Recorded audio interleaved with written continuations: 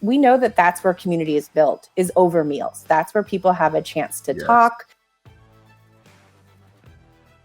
It's less about making a big pile of cash and more about being part of a community and, just having more personal relationships with food. Because that's when the food is good, is when you have a personal relation. That's why mom's food is so great. You have a personal connection to that. And so that's really I think the key to like really good omakase, but just good food in general is that secret ingredient of personal relationships. But they can start to create a community, people that want to dine with them. I think that's what's the most important thing about sushi. It's a one-to-one face-to-face interaction. I don't want to serve somebody on the third floor of a restaurant that I can't see. I want to be able to see the people and gauge from their reaction whether they like what I'm doing or not, and can kind of move from there.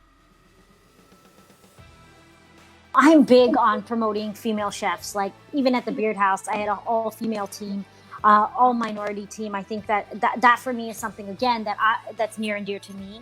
That I didn't have growing up in the industry. I didn't have that support system, that backbone. And here we have such a great network of minority chefs and female chefs that we all try to work together. I think I learned a little bit ago that it's not really about me expressing myself. It's not my top tier priority. We've all been to those ambitious restaurants. I've been that ambitious person that's, cooks for yourself. This is sort of time to get back to the distilled version of what we do, just offering a place to eat.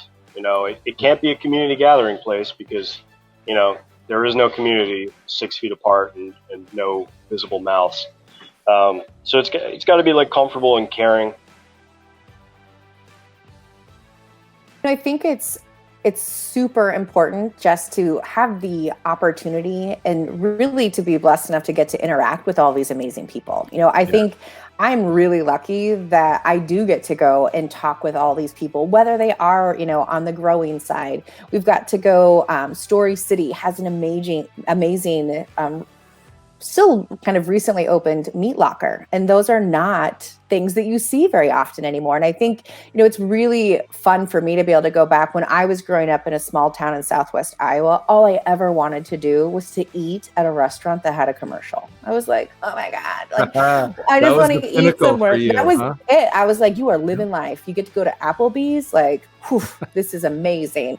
And now I've completely turned around to realize like how good I had it with all the small, local, seasonal kind of, restaurants that we had growing up. So I'm hoping, that's been kind of the beauty, is seeing people start to recognize that we can get back to some of that. It's not an either or, it's not all or nothing, but we are able to build up more of those things that we want to see more of. And that comes down to just who you support, where you spend your dollars, and who you lift up in some of these, kind of hard times.